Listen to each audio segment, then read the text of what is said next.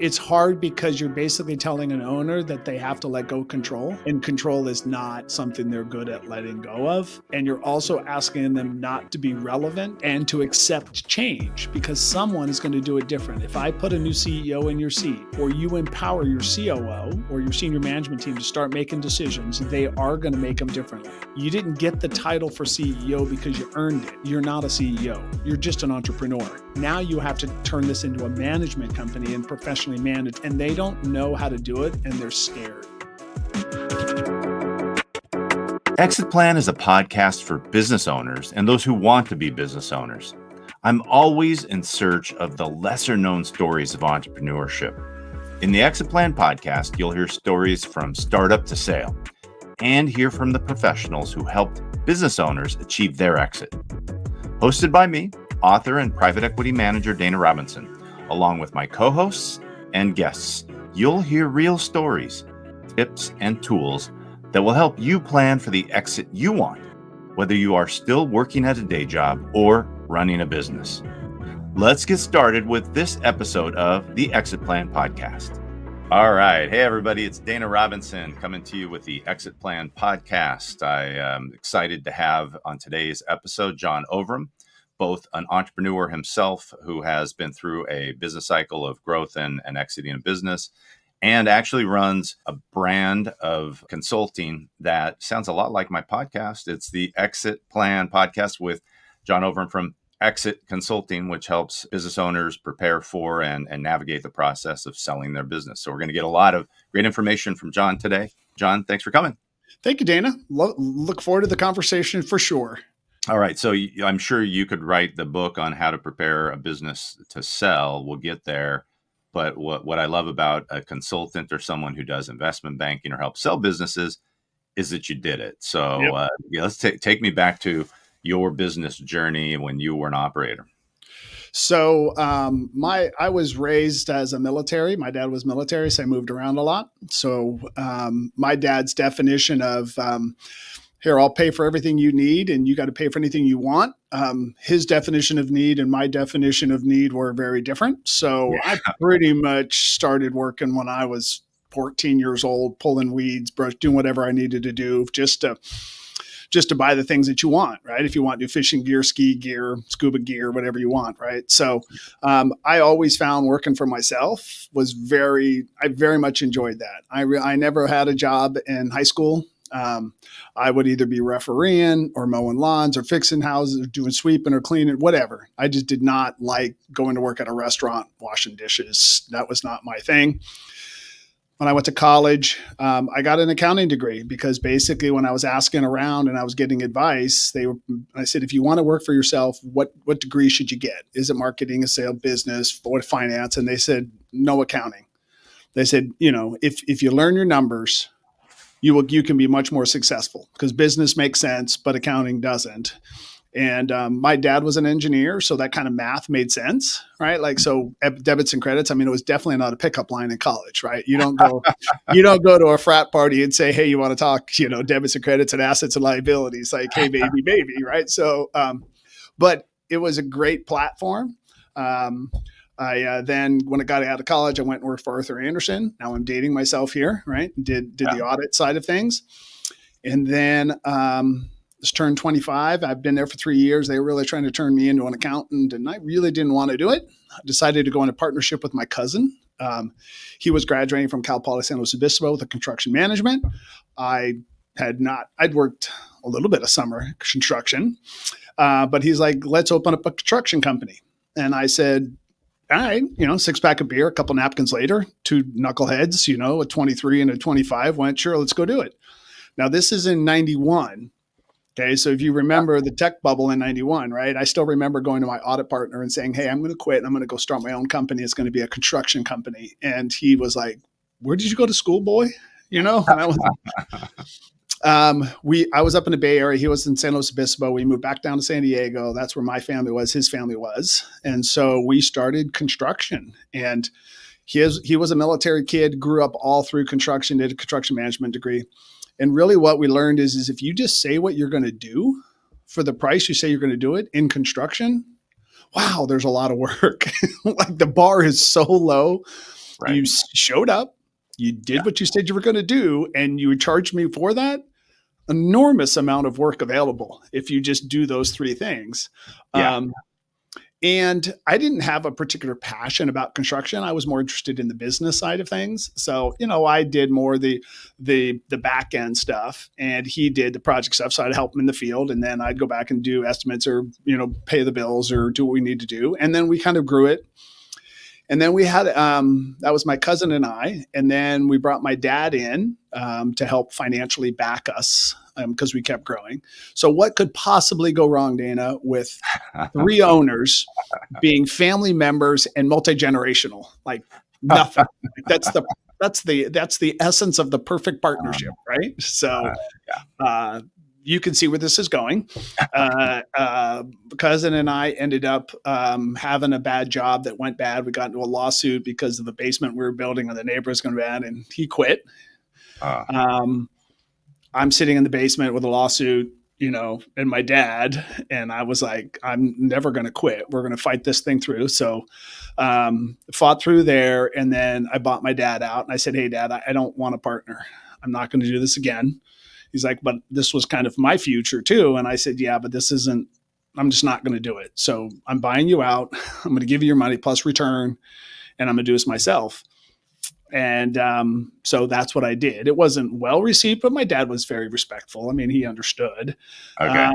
And then I ended up building the company up and growing it. And we ended up getting about 50 employees. And then I started picking up other companies, contracting companies and plumbing and electricians. And then I started to get my real estate license and buying properties, fixing them and flipping them. And, next thing you know, you've got 5 entities, some LLCs, some S's, some C's, different year ends. You start playing the game and you're trying. And construction's a tough way to make a living, though. And you can make money at it, but you're always one lawsuit away, one bad job away. So I was turning 40, and I said, I've been doing it 15 years, and I thought, I just want to do something different. I want to go back to being a suit. Like I've checked the box. I'm doing great.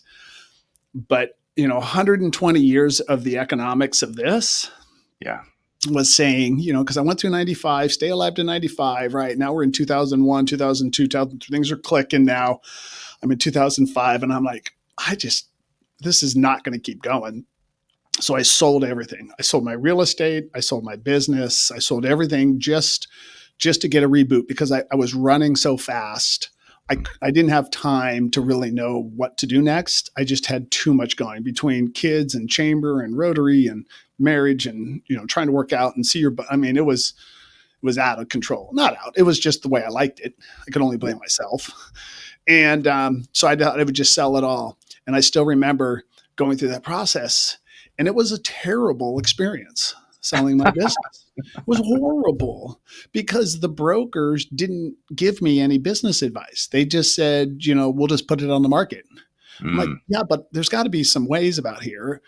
And I tried to talk to my CPA, but like all good professional service providers, I only wanted to pay what I wanted to hear because I'm a business owner, right? So I wouldn't say I had the highest end CPAs, and I wasn't willing to pay for it. And I didn't have the highest end attorneys because I didn't want to pay for it. And I figured I could just do it myself. And it was a bad experience. I ended up getting through it. I ended up selling a bunch of stuff. Unfortunately, I closed in 2006. And by 2008, we know what all happened. Yeah. Yeah. So your timing was good, despite the fact that you went through the transaction and probably left money on the table, right? Exactly. And I took paper, and then he BK'd on the seller carry. Okay. So the seller carry didn't get paid back, and there's probably nothing for you to repossess because the economy tanked and the real estate construction businesses went down. There you go. And so now I'm sitting with my wife saying, you remember what I told you? I was going to get out, and I was going to, my wife's a very supportive entrepreneurial wife, which I will tell you is a gift in itself. I didn't know that. I thought I was normal, but I've learned, entrepreneurial is different than a business owner. Yeah. And so she just said, hey, I'll support you wherever you want to go. And I said, great. But I had my own little personal burdens that I put. And I came to her and said, oh, we're in trouble, like all good entrepreneurs. So going back to I said, I'm just going to go back to a suit, and I'm going to go back, and I'm not going to run a service company. And what I found though is what I love to do is help people. So I ended up helping some other construction companies because now we're in 2008, shit Mhm. stuff hits the fan, right? Now we're trying to help them and just trying to peel out different families, different issues, different partners. And I found kind of a niche in helping business owners with partners Mm. struggling and trying to figure out what's the best way to help them through this. One wants to leave, one wants to stay, two brothers, son, particularly in construction, right? There's a lot of multi-generation, a lot of key Yeah. employee handover. And I started to do that, and I was just helping a lot of guys through that process. And then I kind of moved into, well, they didn't want to do it. Can you sell it? And then I found out from a broker's license. So do you know in the state of California that I have a real estate broker's license and I have been buying properties now for 15 years, qualifies me to go sell your business? Yep. Yep. That's it. And I have a broker's license, although I did get a Series 79, Oh, which okay. is the FINRA Yep. license at one point. It's how I met Gabe, one of my partners. And Sure. I thought I would do better being a fancy FINRA licensee. And it Mhm. turns out it doesn't matter. It's all about relationships, and Sure. there's not some jewel in your crown for having a FINRA license versus a broker's license, but it is.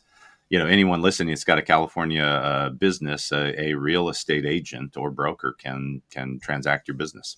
Who I thought when I called up Cab, I said, "Hey guys, like what kind of classes, what kind of certifications, what kind of specialty?" They're like, "None." Yeah. And I went, "Are you telling me that I have the ability to go represent somebody else and sell their business when I have not done anything but bought houses and condos and things like that?" Yes. Well, that explains a lot to me on why some of these brokers don't know business, right? Like that's Yep. why it's important, right? I didn't know. No one told me. I didn't know the difference between an investment banker and a business broker. Someone said, call this guy. And so I did. And so I started to build a business around servicing business owners and entrepreneurs in this one event called an exit because I I always feel, and I still feel to this day, that when people think of an exit, they think of I have to sell my business and I have to quit. And that's not true. You can exit your business by not selling it, but still leaving it as an employee, and you can own it and get recurring. You can also sell the company and stay as an employee. You don't have to do both. But that's not a concept that most people bring to them. They're always just an exit is I got to close and leave, and that's so fearful for people. They fear it. Yeah. Yeah. And as you indicated, I think that to rephrase it, maybe what you missed when you sold your business was there was no one there to tell you what you didn't know. There's Right. no advocate. That's the piece. Yeah. And someone to say, here are options you don't know Right. exist. They just Right. took your business and said, we're just going to do this. And same with the accounting. Think of, I'm sure, you didn't have someone that recast your accounting under No, GAAP and gave you all the add backs that are going to increase no. value. Didn't do So anything about cash free, debt free. Didn't tell me about me having to pay off the debt, that I was going to have to pay taxes after, like nothing. They just said, here's your sale price. Like they gave me yeah. no understanding of what my actual net. So what we do now is like we look at it from on a pure owner's perspective. Like here's how much you're going to get in cash. Here's Mm. how the payments are going to work. Here's an after tax basis because as a business, I wish someone would have told me. Hmm.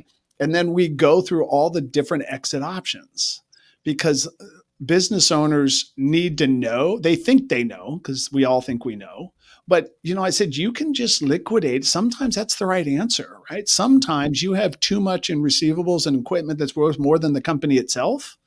It's okay. Wind it down, take all your money out. It's not bad. That is an exit. A liquidation Yeah. is a valid, very good exit depending on what you're trying to achieve, right? You can sell it, but you can sell it to your partner, you can sell it to a kid, you can sell it to a key employee, right? You can hire a CEO and just run it, right? You can stay at your desk and die. Just make sure that I have life insurance. So when your wife calls and says, "Hey, John died at his desk and we have a company here and no one to run it," Fine, give me $1 million. I can go hire a fractional CEO. We'll get it cleaned up. That's fine. As long as that's your exit, plan for it. I'm totally good with an exit to die at your desk. Totally good with that because it is an exit. Just make sure your wife knows who to call. Yeah. And make sure that you have life insurance so it doesn't come out of her portion of the estate because you choose not to deal with it. Yeah, there's a lot of business owners that are never thinking about what happens if I die. I mean, that's so from your perspective, when is your ideal client going to enter into a relationship and start, using you to consult? I mean, I know the transaction, the exit is sort of like the thing that probably draws people in, but I mean, you ought to be involved in some way 2 years maybe before someone thinks they're going to exit. So here's the question. What is the definition of an exit? This is where I start with my client. Right? So what's an exit? Is an exit the last check you receive from the payoff? Is it the last day you worked after staying on for a year or 2 or 3 for your earnout? Is it that day? Because then you still give it. Is it the day you close? Like what is the definition of an exit? And we got to start with agreeing on what is an exit. Like if you're saying, I want to be done, all the money in my pocket, not go to the office, then I need 5 years because that means it takes me a year to sell. Depending on the size, you'll need to stay 6 months to a year. And typically financing is 3 to 5 years. So traditionally it's a 5-year exit from the day to day. If you said, I want to get out, and I go, great, when you want 5 years? Okay, then we got to sell it right now. And they're like, no, that's not what I meant. And I said, okay, well then just agree on what you're defining. Yeah. Because you need to be clear. And most people, the number one answer besides right now, what's my number 2 answer when people say, I want to exit my business, John? How far out are they? Guess, Dana. You've got all the gut. 12 months. They want to be done with this in a year. That's my number 1 answer. Then the number 2 answer is going to be, what's after that? Guess here. Sooner. 5 years. Oh, wow. So because it's far enough away that I don't have to do anything, but close enough that I know that I'm going to exit. Because if they're either like right now or 5 years. Yeah. Rarely do I get, I'd love 2 to 3 years. I'd love that data. Because 5 years is hard to take responsibility for. They don't have to commit to things. They can punt on anything. Right. It's not immediate. Right. Their legacy is not threatened. The ego that's tied to owning that business is not under attack. Right. We talk about relevance, right? Like that's the number 1 piece of getting an owner ready. So we have like owner readiness, business readiness, and market readiness. Those are kind of the 3 buckets we work on from an exit consulting. And the number 1 is owner readiness. And under owner readiness, it's really relevancy. What are you going to do now? Mm-hmm. Particularly if you're a G1 owner, right? If you're the original founder of Generation 1, your name's on the building. You started it from nothing. You just moved in this country. You've raised the kids in this business. Like this is your identity because you are the founder. G2's a little easier if they took it over from dad or their uncle or their dad, whatever. By G3, they don't. There's no identity issues for them. Right. But for sure, G1, it's this whole relevant. What am I going to do? And I literally had an 82-year-old in here. And he said, I think it's time to plan. I still got probably 15 more good years. And I was like, that is awesome, brother. I love the way you think. I do. And he said, but you can't tell my employees. And I said, I'm sorry. You don't want me to tell your senior management team that you want to work towards an exit and you're 82 years old. They already know, right? Sir, they're scared you're not going to walk in every day. They're going to be excited that you're finally willing to actually have a conversation. No. They need me there. And I went, you're not ready to go, brother. Like, I love you, deal, but you're just not, it's just not ready. Because we talk about, exiting for cause or for convenience, like that triggering piece. Like when we talk to you and say, why are you going to exit? I'm turning 65. My wife says I want to travel some more. The business is kind of tight. Like these are conveniences that you can kind of kick the can down the stream, right? Right. For cause is going to be my wife's sick, my partner's leaving, there was a death, there are divorces, there are reasons where we know that exit has to happen. Yeah. But most of them are for convenience, get kicked down the can because they'll use price as a reason, Yeah. because the Yeah, they have great a number, right? So the I know from our private equity standpoint and my experience with buying businesses is the sellers always have a number, and the numbers almost never market. So it's a perceived value that says I will sell when I make right, $5 million on the sale, right, and it's uncorrelated to what the business is really worth, right. which means that they're going to be on this treadmill until someone comes along and decides they'll overpay, right? Which never happens. Which never happens. They've always, by the time they're ready to start thinking about it, they're already on stage 4 or 5, and it goes down to 6 and 7 in the world of business, right? And they're like, "But I think look at my corner. I've got a great lease." Well, okay, but it just doesn't. They don't. My greatest question my clients will say is, how much would you sell my business for? And I said, what will you sell it for? Because that's more important than what I can. What if you tell me what you can sell it for? I'll tell you what the value is. And I said, here's the value. I'll make a deal with you. I'll sell your business at fair market value. That's all I can sell it at. Yeah. Yeah. The buyers are only going to pay what the market, the right. asset is worth. Right? So if I bring you 3 offers that are all within this range, you will accept one of those offers then, because that's now the value. Well, it depends. Well, it depends on what. You just said you would sell it and you want to sell it at fair market value. That's how this works. Like now we can play terms and we can play some other things, but in the end, what do you want? Do you really want to sell it? Because I can only sell it at fair market value. If you are waiting for some person to walk along and just go, "You're my dream child," that's fine. But as a business broker, I don't get paid unless I sell it. Right. I can spend a year, 1,000 hours on this and never have a transaction. Yeah, I'll point out for people listening that in the world of real estate, you don't do much to make a market because we have an MLS, right? You put there is always a market. It indicates a fair market value automatically. Liquidity is to some extent certain based on whatever. You can always sell a property. You just have to lower the price to what the market is. Business, you actually have to make a market, which is done by either broker or an investment banker. And so you're making a market, which takes a lot of effort, right? I mean, if you're talking about a year of making a market, you're going to target specifically buyers and investment groups that act as buyers. So someone who has a business that wants more of them, or a group, a private equity group, for example, that says we have a platform or we'd like to buy into this space. Making that market's a lot of work. Maybe just a quick education for people that are going to build a business, sell a business. Like talk about the role you fill and the work that goes into that. The interesting stat, and I will try to be more conservative so I don't overstate, but real estate transactions sell about 97% of their listings. So things that go into CoStar will sell a little over 97% will sell. Businesses around 20 to maybe 30%, depending on the transaction. 2/3 to 3/4 will not sell. And the main reason why is that the assumption of value and the owner's involvement in the business. Higher EBITDAs, higher margin, where you have management teams in place and you have diversification of risk between customers and vendors and things like that. They're easier to sell.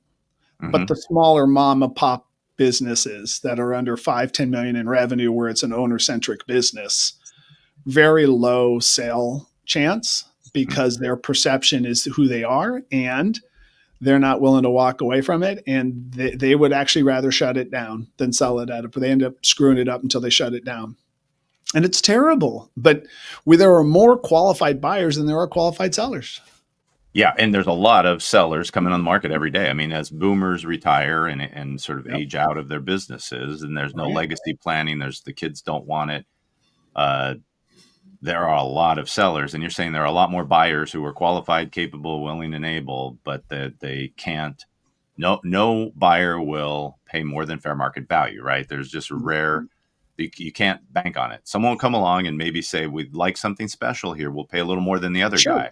sure. But no one pays what a seller in their head is magically made up as this the number that they are willing to sell for. Well, it's a house or it's a real estate building thing. No one's going to go pay 30% over market unless you're going to live in it and it's a neighborhood you want. So there might be someone once in a while, but Yeah, for the most part, I might pay a little bit more over if.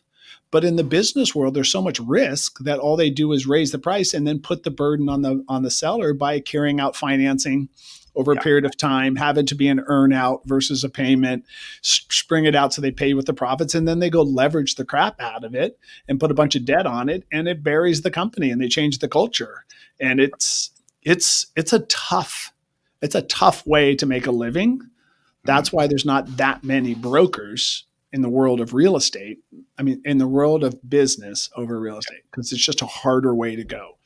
Proving value to the client is really figuring out how to increase the number of buyers. okay, Pretty straightforward, right? Because that determines price, right? The more buyers I have, the higher the price I can get. I got one buyer, it's hard to negotiate. you yeah, know, that's a so how do you work with your sellers to make it more interesting to more buyers? And this is the part where the business owners don't understand. They think it's just like, oh, there's a bunch of buyers, someone's going to love me. Well, no, you got mold in the ceiling. Your house smells like cat piss, right? You've got a green, like it's like, you guys, like, we need to clean your house up and get you some more people want to buy you. Like, you can't have one good profitable year and say, sell me now. I've been through this as the buyer of businesses that are in somewhat I'll say a shambles in some cases. I took Right. over a nursery. A nursery I bought many years ago was had shade cloth blowing in the wind. It had Yeah. holes in the greenhouse, and it was sad. And a lot of the value I added was to turn all that around and make it less sad. So I've done some fix and flips. But what are some ways that can be maybe less fix and flippy? But what do people need to do with their business to make it appealing, to add value that's accretive quickly? And is that part of your? Did you consult Yeah. them through that? Yeah. Yeah. So we half our business is in transactions. The other half is really dealing with prep and prepare and getting them ready through either the quality of earnings or go through what we call a business assessment or an exit assessment and really try to help them understand how a buyer is going to look at it and then what we can do to get the number that they want. Because oftentimes the price isn't what they want. And so they want to help developing what it would take to get there. Because our answer isn't you can't get there. It just means you haven't done it in the last 35 years. Yeah, Doesn't mean you won't in the next 5. I'm just telling you, if you want to know what the market's going to bear, here's where it is, right? yeah. I would say probably the number one deduct in the value of a business is the owner's involvement Hmm. and the lack of management team in place. Okay, I was going to ask what's the top thing that's a mover, the driver is portable management is what we use in the There you go. industry, right? So the owner needs to be capable of not being in the business and own the business as an asset, have it generate profit that doesn't require that they work an hour to generate a dollar. So Correct. and That's our then biggest problem. and is that how quickly can that be fixed in your experience? You've probably seen hundreds, if not thousands, of people in this position, and they all hear this advice and they all want to do it. So, how hard is it? How long does it take? Is it a high failure rate? It's hard because you're basically telling an owner that they have to let go control, Yeah, and control is not something they're good at letting go of. And you're also asking them not to be relevant in the business and yeah, to accept change because someone is going to do it different. If I put a new CEO in your seat, or you empower your COO or your senior management team to start making decisions, they are going to make them differently. And you didn't get the title for CEO because you earned it. You're not a CEO. You're just an entrepreneur. Now you have to turn this into a management company and professionally manage, which is a different style. And they don't know how to do it and they're scared. They're scared of letting somebody else in the driver's seat and drive the boat. They fear it. Yeah, I mean, there's a lot of literature out there. E-Myth by Michael E. Gerber is sort of the epic beginning point where people go, "Oh, I see. I'm the entrepreneur, and I need a manager in here." And I've seen so many businesses owned by friends, people that are clients of mine when I was practicing law, that just couldn't. They'd see the moment where they Yep. go, I need to be not in the business, and other people need to do that. It's so hard for them to get it to escape that, and then that they, as you say, they'll always be dinged on value because they're stuck down there in it. Dana Robinson here. Quick plug for my book, The King's Fly Swatter. You can see it here behind me if you're watching this. I've got it in my hand. It's a beautiful hardcover book, printed to make it giftable, something that you can share with a family member, buy as a gift. So this latest book, it's a fable about a person who has a really crappy job. Let's just start there. This is a book that most people can relate to because we've all had crappy jobs. This is the story of Ubar, a servant in the court of a Babylonian king, who masters his boring, monotonous job and then learns to listen to the king, hearing him rule the kingdom while quietly swatting flies behind the king. Eventually, Ubar becomes the wisest and most successful man in the kingdom. The story is fun and it's easy to read, but it's not mythology. It's my story. And as I shared the idea with colleagues and friends, I learned that it was their story. And guess what? It's your story. If you're at a job of any kind, one that you love, one that you hate, one that's just enough to get by, this little book gives fresh perspective on how to leverage that job to get you something greater than a paycheck.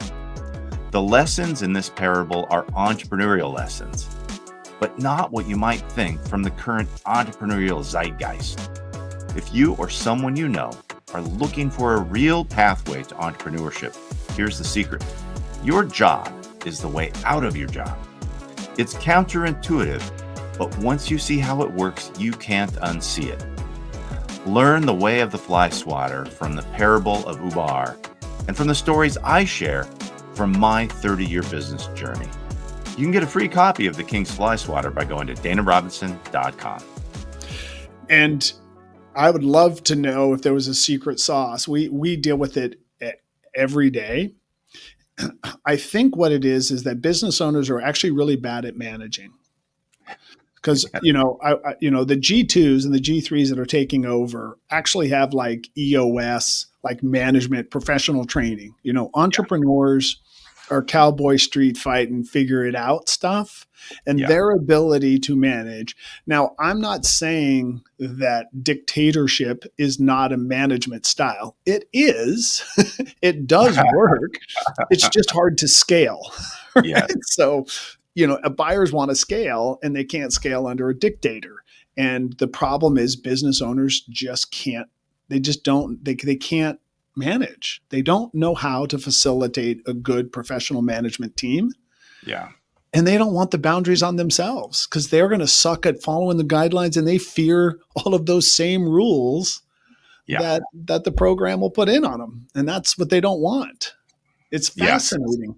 It's very fascinating. I think just to mention that you mentioned EOS, that's Entrepreneur Operating System. It's based on Traction, a book by Gino Wickman, which is essentially an application of E-Myth, which we just mentioned in terms of it systematizes E-Myth at a certain inflection point in a business where you need, I think, 9 employees and some critical seats.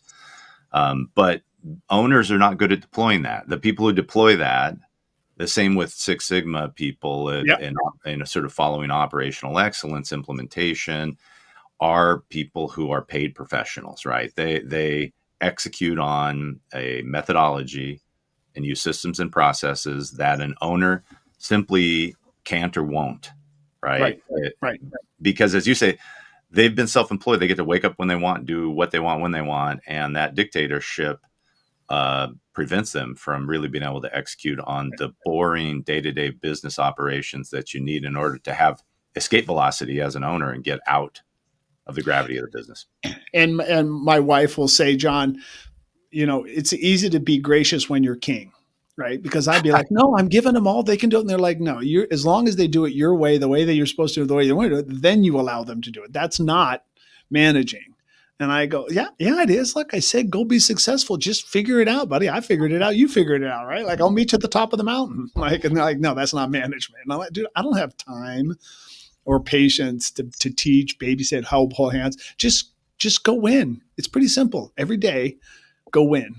And Yeah. that is just not how employees work. That's not how management works. That's not how you grow and scale. And that is a major choke point for Mm-hmm. so many businesses, is that it's an owner operated business and we got to convert it to professional management. That's where the whole lower end PE market is taking these owner operated and turning them into professionally managed by picking up 2, 3, or 4 of them, rolling Yeah. them up and building the systems. And there's good return on it because the business owners like making the lifestyle. They were making $500,000, $750,000. It's good. Like, why grow? Why get bigger? I just turn those customers down. I just don't really hire anybody else. I don't really, that just means more work, means a bigger office. I'm good when the business is trying to grow up and Yeah. move out of the house and go to college and get married. And the parents are like freaking chaining them to the door going, you can't grow up and leave me. Yeah, yeah, that's a great analogy. So many businesses that get stuck there, and they're particularly in the service business. We saw that when I was working in the HVAC and plumbing space. Lots of businesses stuck at 3 million of revenue. They're owners taking 400,000 or 500,000 out of the business. Yep. They've all kind of like enjoyed the fat of the land, bought a house that's maybe a little bigger than they're capable of paying off when they take their exit, and they're not putting 20% to the bottom, right? They're not Right. running a 20% EBITDA margin. Right. There's no portable management, and getting that business in that position is, it's I guess you're saying it's rare that people actually get over that.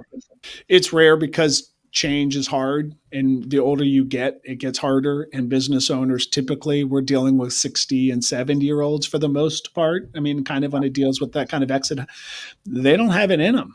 They just are like, I just would rather just sell it the way it is. I mean, COVID was a perfect example, right? You literally had people just drop the microphone and walk away and just go sell it, John.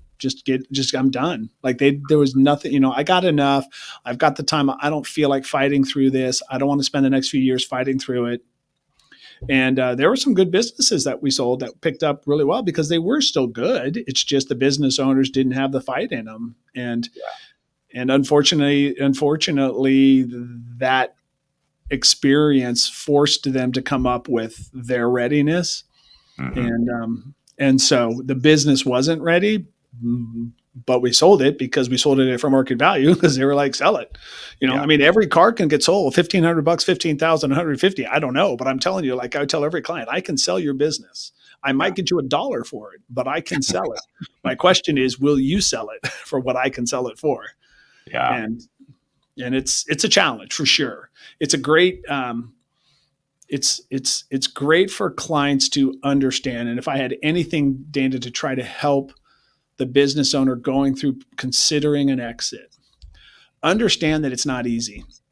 It's just not, and it's much more emotional. I think this is not like selling a car or an RV or a boat. This is their identity. This is who they are. This is their life. This is their paycheck. This is their medical, like this is their 401, like everything. And for them to come to the place in their life Yeah. where it's asking Tom Brady to retire in New England when he's got everything. Like why go to Florida? What, really? Because you needed what? What more did you need to accomplish? Yeah. And the reality of it is he didn't, except for himself. He wanted more. And I will tell you, I was talking to one business owner, and this is my own self rationalizations because I am an entrepreneur, so I will justify it this way. Because people say you need to quit, you need to retire, you need to. And my comment back was, musicians are still playing in bands, you know, actors and actresses are still in movies and TV, right? Yeah. Artists are still painting. If this is what you are and who you are, and it is who I am, I don't want to leave because I really enjoy it. And why is that bad? Why do people say you have to leave? Hmm. Because if I am an artist, don't ever stop painting.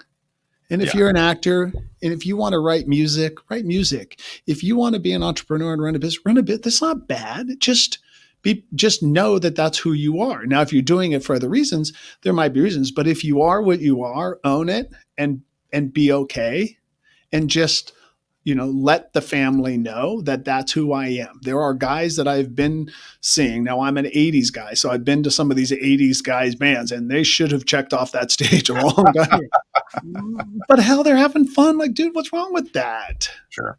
I mean, don't tell people they have to get out. Exiting isn't necessarily that you have to leave your job Yeah. and you can't do something. Have fun. Yeah. That's my Yeah. that's my as long as you're doing it honorably and you know who you are and you're doing it great. If you're doing it because you fear and you're scared, we Yeah. deal in fear every day. Yes. Yeah. So, and there's plenty of ways to plan for Yeah.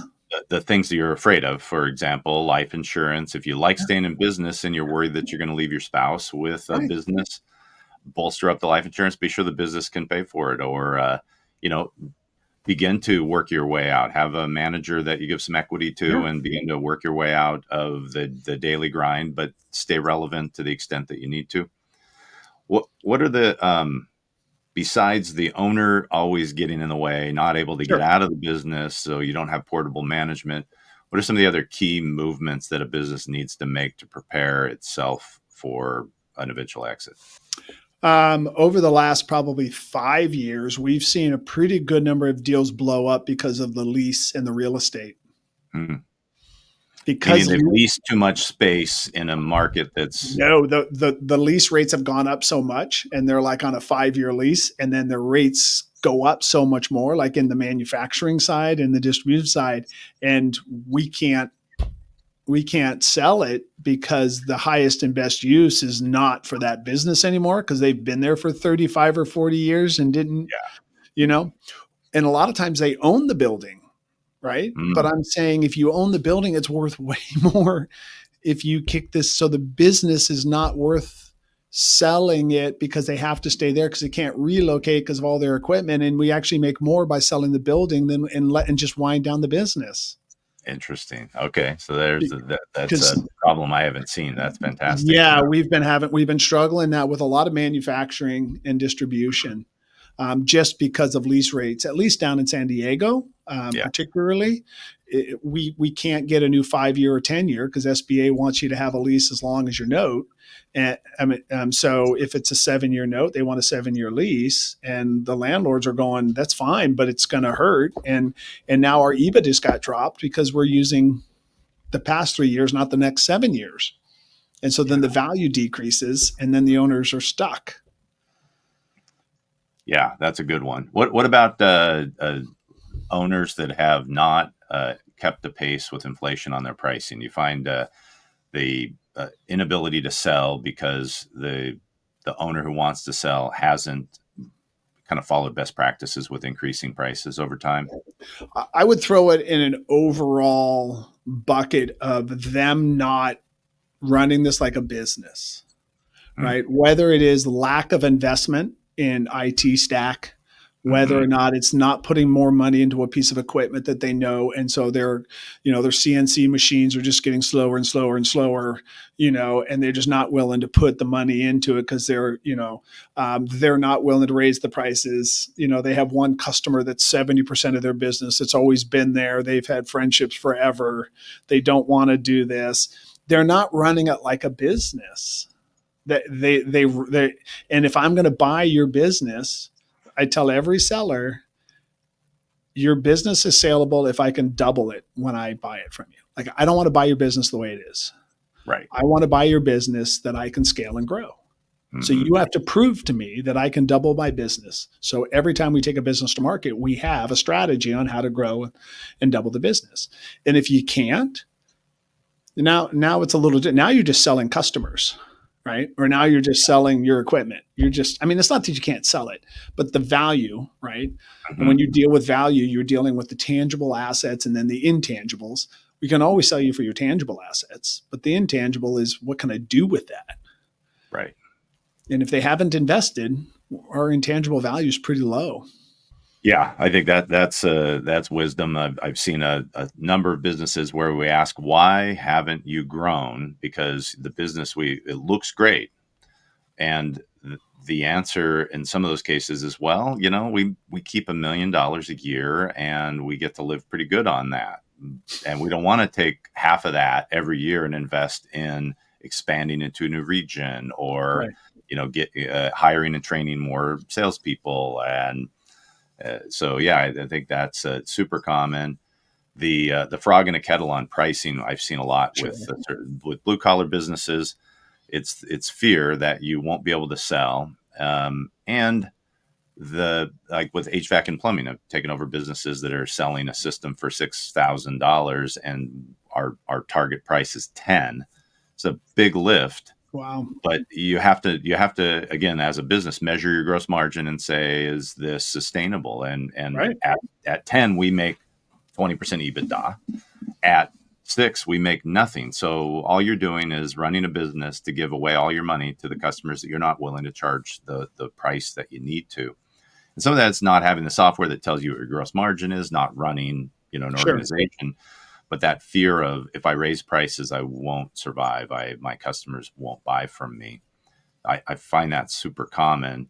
Yeah. And in an acquisition, it's the first thing you fix. You just Yeah. take the risk, right? You just Oh, say, yeah.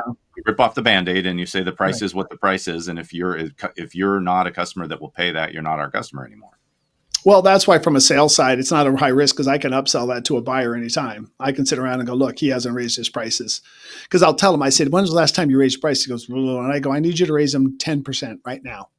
And he's like, but I go, I just need to prove to a buyer that you will lose nothing by raising your prices. So he raises 10%, he bids a higher number bottom, and nothing changed. And I went to a buyer, go, dude, he hasn't touched this. There's a great opportunity for you. Right. Like That's that's great. that's just a great sale pitch because the clients run that risk. Yeah. But Well, that's their comfort though. That's the funny thing is right. People's businesses as entrepreneurs is really their safe place because they're usually high risk guys, high energy people, mhm. right? And they want some kind of comfort eventually to stabilize. Yeah, so they feel safe in raising the prices. But I'll tell you, anyone listening, take some advice here. Raise your prices. If you haven't raised your prices in years, raise them 10%, and then keep delivering great service. Yep. I think that our operator in the landscape business, we asked him once, what do what's the plan? And he's been through the business, grew one, sold it to a public company, did acquisition integration. So you kind of expect a guru. And after thinking about it for a couple of minutes, holding us in suspense, he goes, "All right, so I'm thinking we're gonna we're gonna show up when we say we are. We're gonna do a great job, and we're gonna charge a fair price. What do you guys think of that?" It's a You great know, idea. and then when we asked him about increasing prices, he goes, "If we do that, then when we go every year and we ask for something that adjusts enough so that we continue to put the 20% to the bottom that we have in our sort of target KPI, then we ask for 6% in a high inflation year. We ask for 3% in a low inflation year. We condition our clients to know that we deliver great service, but to do that, we have to keep up with the costs that are associated with running the business." And it was brilliant because, I mean, we've operated businesses, us as fund managers, but you still sort of are like on bated breath for some seasoned operator to come up with Sure. a genius Yeah. piece of Yeah. advice. I need that little nugget that I haven't learned of 40 years out there. Yeah, Uh-huh. no, it's it's great advice. I mean, the reality of it is people fear price because they're selling off of price versus value. And what you're saying, Dan, is don't worry about your price. Sell value. The price will come up because if you focus on the value, that's what you sell. Don't sell it based on your competitor's price. Don't Mhm. sell it on this is what I did last year. The question is what's the value I'm offering, and Mhm. is that worth it to you? And it's, it is fear. There's a lot of fear behind it. Yeah, Um, and there's some of the staff tends to have the same fear. I think in a small team in a small business, the people that are selling are get comfortable with what they sell for, and right. when you thrust increases on them, they're afraid they won't hit their performance or that they'll piss off the customers or so some of the owners and again as a fund when you come in and increase price, there is a sales job you have to do to your own team. You have to say, Sure. guys, we're raising prices. We have to, and we want to pay you what's fair. But we have to deliver that value to the customer. So let's be sure that we have our, Right.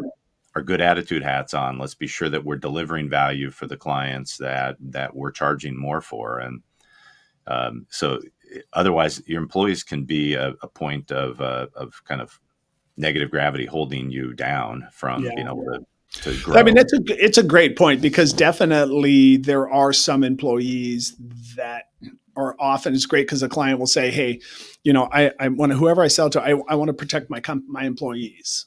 Yeah. I go, "Okay, well let's talk about that. Let me give you some advice. If I was buying your company, I will want to keep all of your good employees. They're all safe. Okay. Yeah. None of your good employees are at risk. Okay. The only employees that are at risk are those that have been with you for 20 years that aren't really holding their own, that have just been there because they've always been there and their Mhm. job isn't really clear and they've just been around. Those are going to get because they're not adding value. Right. That's inevitable. So I want to manage expectations that if you want to give them some of your sale price, to Yeah. help them along the way, that's fine. But don't worry about your good people. They're, Absolutely. I'm told you all your good people are safe. So when it comes to protecting your employees, only worry about those that you know. And I swear to you, every freaking owner's like, yeah, I got one. I got Yeah. at least one or two of those that isn't gonna. I'm like, then just own it. Like, bro, I'm cool. Just be aware. Don't Yeah. use that as a reason not to. Right. Yes. Yeah, and don't try and hide it because otherwise it's going to be whiplash. There'll be morale problems, and every good employee knows that the bad employee is a bad employee, and they'll be delighted when that person is no longer part of the organization because they don't pull their weight. Exactly. We all want a stroke with a team that's all stroking the same. Like that's the win. And when you hang around, if you tolerate mediocrity, as a buyer, I don't want to. But Mhm.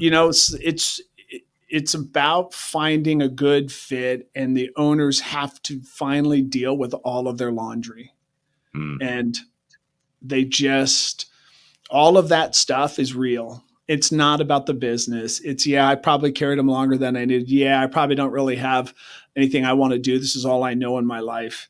Yeah, I don't like it just is this time. It's like getting off the freeway and you're going to get off the freeway and you're like, I could keep ripping here going down the fast lane.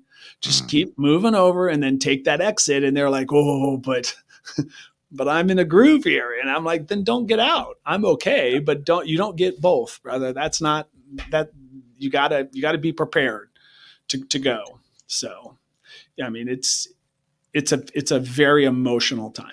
Yeah, I mean, this sounds. I mean, I hadn't thought of it. I mean, when I've transacted primarily as principal, or as an investor, there is some psychology involved with it, but it's not the same as you and as an intermediary are sort of a psychologist in the sense of trying to understand where they're really at, and then you're become an advocate for them, but also the truth speaker of into their life that they've never had from anyone else. Employees don't tell. I mean, they'll tell you how they feel on their way out, and then it's Yeah, not but they trustworthy.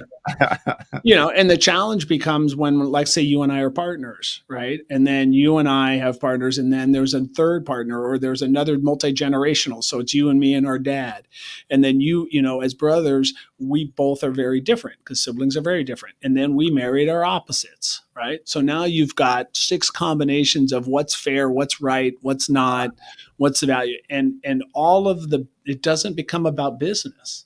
It was, you haven't done this and you haven't done that, or the parents want to give it or sell it to their kid. And I go, Yeah. well, do you have any other siblings? Or do they have any? Yeah, they got siblings. Well, what about the three other siblings? Well, they're not in the business. And I said, whoa, whoa, whoa, whoa. You want all four of your kids to hang out over Thanksgiving when you dead, and that their kids and all their cousins will want to hang out together. If you pass this business over to your son, and I don't care if it's worth $1 million, the other three kids believe that a fourth of that is theirs. Like you Yeah. just took 250 grand out of there and gave it to him. So how are you going to true up the other kids?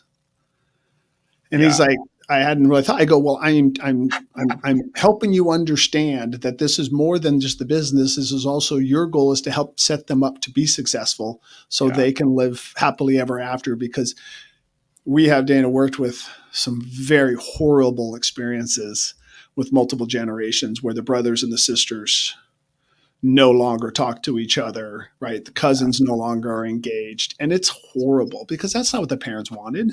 That Yeah. was never what they did. They set them up to, and they did a great job. But the kids, this entitlement, this it's not fair, this isn't right, and then they just blow up the relationship. It's horrible. So let me ask you one question as we get toward the end here. Sure. You've got visibility into how these businesses kind of fail, I guess, or hit a Yeah. point where their purpose fails or the family is failed because of lack of good planning. Someone who says at 5 years, you know that they're not ready. But what can we tell to someone who's not ready, whose 5 years is like realizing that they're not ready? There are books to read. Is there things, consultants that they would bring in? I mean, it might be too early for you because you want to focus on getting to an exit. But are there business consultants that really can be transformative through that process that get them, over the course of 3 years to a point where they go, okay, now I think I see a through line to an exit, Sure. and I fix the business in a lot of ways that adds value and makes me feel better about that exit. So that is what we do a lot of. But I would tell you that the number one step when we have a client that says that, our question is, what's your win? Like, are Hmm. you clear on what is your win? Is it money? Is it time? Like why are you saying 5 years? And is Okay. there a dollar amount that you need to have? Because if I can get you there in 4 years, are you okay with that? Right? Because it's a dollar amount. Or is Right. it 5 years regardless of the dollar amount? So it's just about lifestyle. But we have to agree on what's the finish. Because if you're setting a goal, I want to lose 20 pounds, I want to whatever, you got to make it as a smart goal. You Hmm. set that exit as a smart goal would be my number one strategy to really understand what that reflection point is, because so many times that line moves, particularly with entrepreneurs who've never been able to stay on a line for very Yeah. long and are happy to move the line whenever it's convenient. So getting them to understand that, and then what we do is we measure where they are today against what Hmm. they want to do, and then we set the plan and say, you said you wanted X. So, for example, I want $5 million in after tax cash. Okay, we do a valuation and it looks like you're going to get $3 million in after tax cash. Okay, so over the next 5 years, right, let's put in, 500 grand a year for the next 4 years. And you put that aside and now we sell it for three and you're there. Yeah. Right. And they go, no, I want 5 million for my business. And I said, no, you said you wanted 5 million in after tax. So our strategy is let's put that away and then we can sell it for today's dollar amount. And you can put that is planning the exit. Yeah. They just don't know how to think that way. Yeah. It's always about, I need to have a certain value for me to self rationalize that I sold my company for X because I think it's worth that. I think that's amazing. So SMART goals: specific, measurable, achievable, relevant, time bound, right? Any goal. And that way we don't set goals that aren't achievable or that are really, vision or, something that's vague. So thanks for How, mentioning the how SMART many goals. businesses, Dana, have you seen small business that actually have a budget? Uh, What percentage do you think of the ones you've seen? None that aren't private equity backed. I've never been involved, and I've been involved as an investor, Right. which means visibility to the financials. in 30 businesses and 35 years of doing business. In the businesses where I'm the control party, in other words, I'm CEO, CFO, property management were my expertise. The closest we came to a budget would be projecting, basically pull the previous year's P&L and then track to how are we doing to that with each month. But we didn't budget. But the moment I took over a branch that a private equity group bought in Austin doing HVAC and plumbing, the week before the acquisition closed, I sat in front of my computer and built a buildup, right? I did the budget for a business I didn't own yet. Yeah. Because they demanded that. And that way there's a way to measure success and a way for them to allocate resources, because, for the first 6 months, there wasn't going to be any profit. So you have to budget for that and then allocate capital as a result of that. So that's our exit win, right? Is to convince a business owner who for 35 years has never done a budget. Yeah. And we're asking them to define a measurable win and then set target to achieve that based on measurables along the whole way. Mm-hmm. And we'll get you there.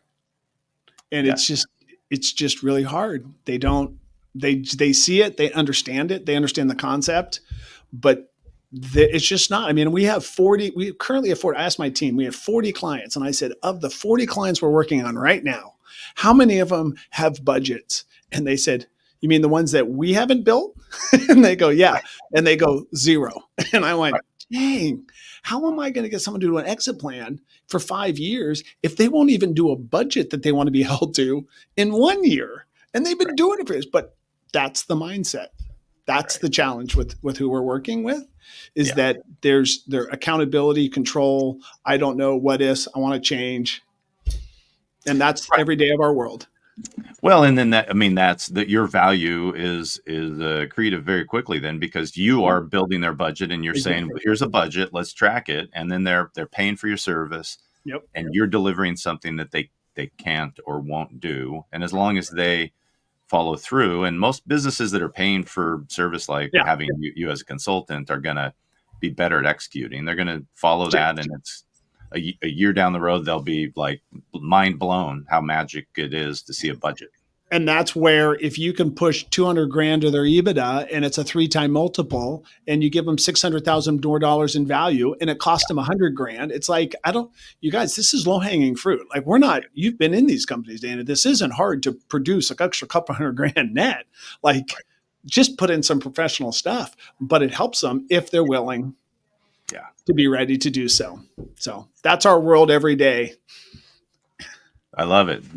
John Ovrom, Exit Consulting in San Diego. What's a great way for people to connect with you? URL or email? Yeah, our website is www. I just dated myself right there, Dana. I started by saying www. Not awesome? I still do it. I was like, dang it, I'm supposed to not say that. It's exitconsultinggroup.com. And that's on the World Wide Web. It's on the World Wide Web. It is. It's awesome. Exit Consulting Group. I have a book also called Exit and Answers. It's a book that I wrote that, is from a business owner to a business owner, and that's on Amazon and all the spots. Or you can email me at jovrom, OVROM, at exitconsultinggroup.com. Awesome. That's a great resource. And you're going to send them a copy of the book, PDF? Absolutely. Email you. Yep. I appreciate you coming on the show. Stick with me for a minute after we end this. And everybody that's out there, don't forget, hit me up, hello@danarobinson.com. If you have questions, comments, anything that you want from me, let me know. Thanks for joining me on this episode of the Exit Plan Podcast. I'd love to hear from you. Feel free to hit me up with questions or comments by emailing me at hello@danarobinson.com, or leave comments and questions by calling 858-252-7785. Call 858-252-7785 and leave a message.